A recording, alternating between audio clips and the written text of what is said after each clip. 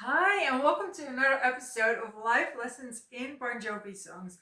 We're at the 1988 New Jersey album, and we're with the second song on the album, and it was the first single. So it was released before the album was released. Um, it was like the flagship single from the album. Um, it is very interesting or like a good point to highlight that Bon Jovi is actually one of those bands or artists that has albums that do not are not named after a single. So this album is not called Bad Medicine, and they did that pretty much, or they did that like throughout the 80s. The first album was had the name of the band. The second was called 7800 Degrees Fahrenheit. The third one was called Slippery When Wet, and now the fourth one is called New Jersey. So that's like four albums in a row that are not named after the flagship single, which makes it kind of like hard to, when you become a fan later on, it is difficult, or it's more difficult to kind of like get an idea about what the albums are, and um, it's definitely a lot easier. Like, in 1992, Keep Your Faith, and the flagship single was, of course, Keep Your Faith, though. And so that's definitely easier. In particular, if they then release the single that was there, where they named the album, the single with the same name as the album. You can see this bit is unprepared. Um, so in particular, if they release the single that has the same name as the album, they released that as, the first single. However, we're still in 1988, and the New Jersey album was introduced with the single Bad Medicine. Now, um, it's of course very uh, um, striking that the single was Bad Medicine, when the first single that came from their previous album was You Give Love a Bad Name. That's two single titles with Bad being the first single. Um, but it worked out. It worked out brilliantly. So success formula for you right there. And so they released this one. There were several reasons why it worked really well. First off, because the Bon Jovi and the single with the word bad in it, it had it had a place to land, because we all remember You Give Love that name. So um that was the first reason why it worked. The second reason was it was one of the few, if not the only song on this entire album that had kind of like the same upbeat happiness that it was like a straight up rock song.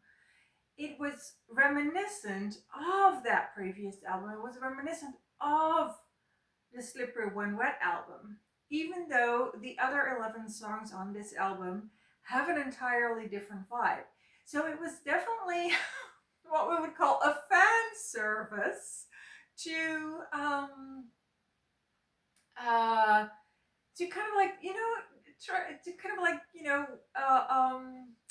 uh yeah, get the fans on board, get the fans interested, kind of like a reassurance, like we haven't changed that much, we're still Bon Jovi, we're still your Bon Jovi. And so I think that's why it landed really well, because it was in so many ways familiar. And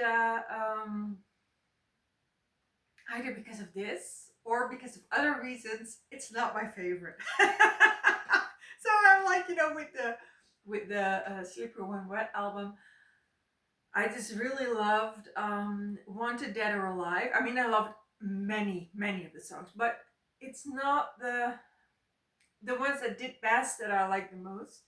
And it's the same here. Like, Bad Medicine it's not my favorite. And I think it is because it has that, yeah, it's like a very happy and bright song. It's a hit song. It's the reason why they became Bon Jovi or stayed Bon Jovi. And they really worked this song live. So they used it as the closer of their main set. So you have like a main set of like, I don't know, like 15 to 20 songs. And depending on which era you're looking at, and sometimes 12 songs. Then you have this song, and then that closes the set, and then you have one encore, or you have like they come back and they do another song. So this was like the main set was closed with Bad Medicine for a very long time, like 2 decades or something. And they really worked other songs into this one, so cover songs. It really worked it into this one. The most one of the songs, Gloria, that they worked into this one. Shout is another song, another cover song that they worked into Bad Medicine live. So they really created this whole stage act, this whole performance around this song so that it was a worthy set closer. Um, so Bad Medicine is it was written, or the idea came to Richie Sambora when they were in Japan shooting a commercial, and suddenly he had an idea. The line "Your love is like bad medicine," and it was immediately picked up by the band. Everybody was like, "Yeah, let's make this a really great song," and then they did. And Desmond Child kind of like tweaked some of the lyrics to give it that extra um, push, and the magic was completed. So it was this album, and this is The Inner Slave. And I stumbled upon a quote from John where he really points out how he is like on this photo with his back towards the camera, and he says, "I think I was hiding from myself. I was. This was really the album where we had to come to terms with the success that we had, and it was really not what we like. There's of course no real way to prepare you for that, but this was the album, like touring from the previous album had come to an end, and then they had like I think 6 months or something, the first half of 1988, to come up with this album. And it was kind of like creating something new, but also realizing what you've done. What you've done, it sounds like a crime, but where you are in life. And he really says like, yeah, I was hiding here. And it kind of reminds me of the first photos that were shot for the album Slippery When Wet, when they had this idea, oh, let's all grow beards, let's all wear long coats. Like even the long coat is the same as it was then. So let's all grow beards, let's wear long coats and dress up like cowboys, and call the album Wanted Dead or Alive. It was every time they try to hide, they try to uh, um, uh, yeah, like come up with extravagant clothing or the facial hair. In 1985, they had the same thing when they, and 1984 as well, but in particular 1985, they had the same thing when they started dressing like really into the vein of the glamour rock bands from LA, really. So LA is on the West Coast and New Jersey's on the East Coast. And for those first albums as well, they had like a clothing style that was nothing like, they had when they were in high school. And it was also nothing that was, that other people wore in the state of New Jersey. It was very LA inspired. So again, in the first years of their career, they dressed up um, extravagantly as if they were an LA band. For Slippery When Wet, they had this kind of like idea, like, oh, let's dress up as cowboys. Ultimately rejecting that before it went big. Those photos were not used in press. And here again, he says, "I'm hiding. I have my back against the camera," and this is not. This did not become the cover of the New Jersey album. It became a very plain cover, very much similar to the Slippery When Wet cover, which was also kind of like a gray tone, and this is bluish gray. So it's like every time there's like this unveiling, there is like this showing yourself who you really are, and that you can really see that with Bon Jovi. It is a process. It's not something that you work through and then you're okay with it. It's like every time, in a way, you start again. You start again at wanting to hide. You start at looking for cover in some way. So I think that yeah, that's kind of like where they chose right. I think in a way, choosing to create Bad Medicine, but also to choosing to release this as the first single from the album, that was not just for the fans. It was not just a fan service. It was also a kind of cover that protected them. Like, they didn't have to go all in showing their more emotional or personal songs from this album. So I think that's a really great way to look at this song. Like, it was well timed, and it was not revolutionary, but it provided a bridge between what they had done and what they would start doing in the future. And it provided that bridge without hiding, without facing the camera with your back.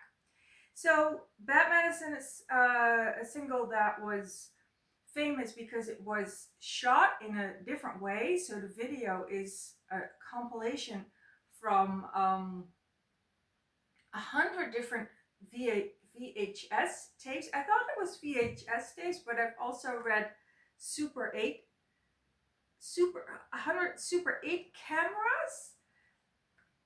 I don't know if a Super 8 camera, if that's the same thing as a VHS tape, but either way, there were 100 cameras given or distributed over 5,000 fans that came to the concert, or that came to the recording session that was staged as a concert.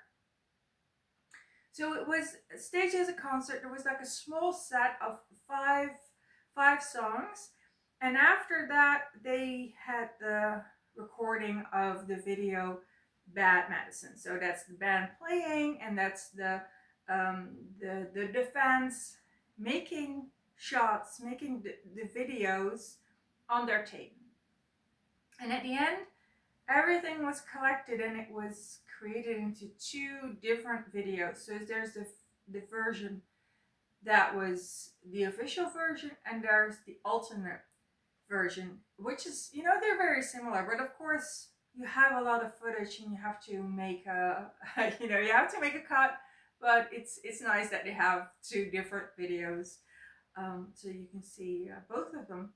And what I really love about the alternate version is that you can see that John, for at least one of the, you know, a section of that um, performance, has bare feet, and there are shots of that, and they made it into the alternate version um, of Bad Medicine. They're also in the official video, but it's from afar, so it's far less obvious. But for the alternate version, you can really see his you can see the feet, so they're like bare feet with jeans, and it's a really fun detail, in particular because it's shot by a fan who was like, "Oh, that's an interesting shot." So I put it in below that you can timestamp so that you can click it and that you can see the shot in the alternate video. So that was it for Bad Medicine. A life lesson. Do I have a life lesson for you? Well, I think the life lesson is yeah, to be real, to be authentic, and to realize that there's only so much you can do. There's only so much uh, nakedness, like the naked feet. There's almost, you can't show everything. You have to sometimes protect yourself. You have to um, find that sweet spot where you're still authentic, you're still doing what you want to do creatively, but you're not either annihilating. Annihilating, is that the word? Alienating. Alienating is the word. I think it's alienated. You're not alienating your audience, but you're also not destroying yourself with your bare honesty. You know, sometimes either symbolically or literally, only showing your naked feet is just enough, you know? Only making a single that is in sound and in experience exactly the same as the previous album, sometimes that's exactly what is needed. Okay, so that was it for today, Bad Medicine, and I'll be back next time with Born to Be My Baby, the third song. See you there. Bye.